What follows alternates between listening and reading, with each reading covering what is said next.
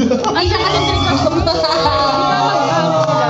Ano plano yun? Ano plano? Mag-U.S. Plano. Ano kaya to? Pati tayo manawagan ngayon kay Miss Ethel. Uy, baka kasama. Hi, Miss Ethel. Anong plano mo sa birthday nyo? Kunyari, di ko alam. Birthday nyo?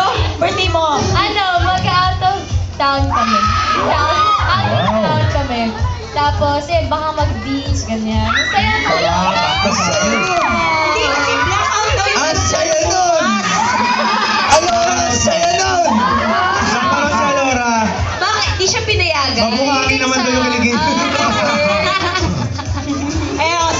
Sana talaga mag-enjoy kayo sa birthday mo. Sigurado yun. At syempre, Kat, anong regalo mo sa sarili mo? Meron ka bang regalo sa sarili mo para sa birthday mo? Regalo ko sa sarili ko, ito, yung past 3 days na 2 nights na na parang, ayun nga, kasama ko yung mga kaibigan ko, tapos gagawa kami ng mga activities. Ang saya nun.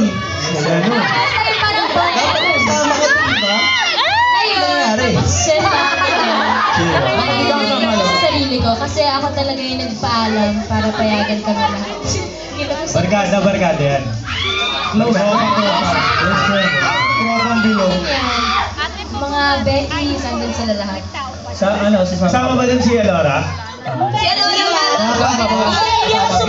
Dapat kasama. Pero hindi pala. Oy, thank you. Uy, ang bait niya. Pinagpaalam niya ako pero hindi talaga pwede. Trinay naman Pwede. daw niya Hindi, kumuha din ako kasi para mas may privacy silang dalawa. Akala ko kasama ka. Kaya Hindi pala. wag ka na kasama. Ito ka na lang, Daniel. Opo naman yung pagkain. Kabayan siya lang. Pero syempre, I think kailangan na natin i-blow yung iyong candle. At sabay-sabay natin nga kantahan. Na ang lupang hinirang. Dahil joke lang. Happy birthday, syempre. 1, 2, 3.